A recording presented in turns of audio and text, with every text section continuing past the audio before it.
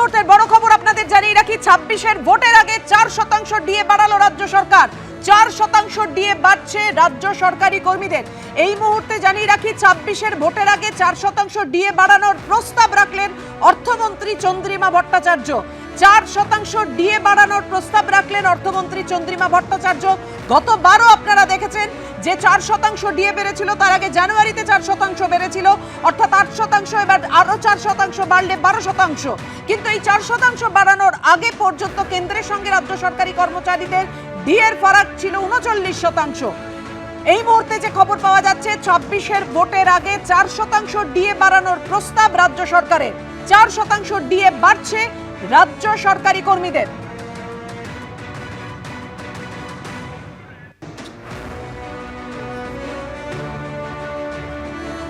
ছাব্বিশের ভোটের আগে ৪%, আপনাদের জানিয়ে রাখি, ৪% ডিএ বাড়ানোর প্রস্তাব রাজ্য সরকারের। অর্থমন্ত্রী প্রস্তাব পেশ করলেন বাজেটে যে ৪% ডিএ বাড়তে চলেছে রাজ্য সরকারি কর্মচারীদের। সরকারি কর্মচারীদের যে আশা ছিল, যে প্রত্যাশা ছিল, সে কথা আপনাদের সামনে রেখেছিলাম। কারণ গতবারের রাজ্য বাজেটে অর্থমন্ত্রী চন্দ্রিমা ভট্টাচার্য 4% ডিএ বাড়িয়ে নজির করেছিলেন। খুব স্বাভাবিকভাবেই প্রত্যাশা বেড়েছিল রাজ্য সরকারি কর্মচারীদের। ১ এপ্রিল ২০২৫ থেকে কার্যকরী হবে। রাজ্য সরকারি কর্মচারীরা ৪% ডিএ বেশি পাবেন, অর্থাৎ ৪% ডিএ বাড়ল রাজ্য সরকারি কর্মচারীদের।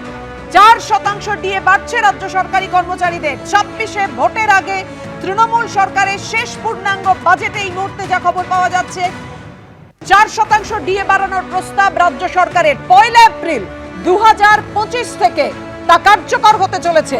১ এপ্রিল ২০২৫ থেকে কার্যকর হতে চলেছে।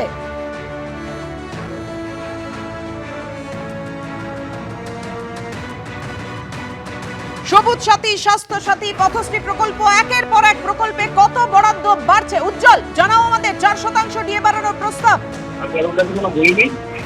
দেখো, সেটা হচ্ছে যে এই মুহূর্তে বাজেট পেশ হচ্ছে এবং অর্থমন্ত্রী চন্দ্রিমা ভট্টাচার্য তিনি বাজেট পেশ করছেন।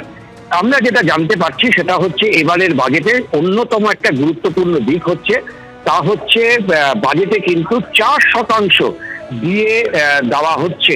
অর্থাৎ এই বাজেট বইয়েতে যেটা লেখা রয়েছে, যে একদম কোট আনকোট আমরা যেটা বলছি, আপনারা জেনে আনন্দিত হবেন যে সরকারি কর্মচারী, আধা সরকারি কর্মচারী, শিক্ষক এবং অশিক্ষক কর্মচারী এবং পেনশনভোগীদের ওপর মূল্য বৃদ্ধির বোঝা কিছুটা লাঘব করতে সরকার ডিএর হার আরো ৪% বাড়িয়ে ১৮% করার সিদ্ধান্ত নিয়েছে, যা কার্যকরী হবে ১ এপ্রিল ২০২৫ থেকে।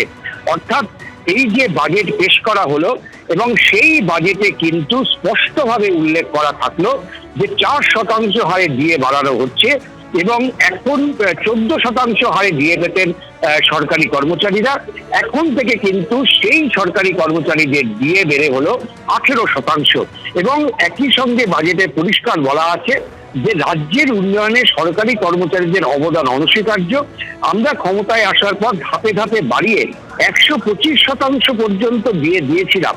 এরপর ষষ্ঠ বেতন কমিশনের সুপারিশ মেনে আরো দিয়ে ১৪% পর্যন্ত দিয়ে বাড়ানো হয়েছিল। এরপর আরো ৪% দিয়ে বাড়ানো হলো। তবে এবং এই দিয়ে ১ এপ্রিল ২০২৫ থেকে কার্যকরী হবে।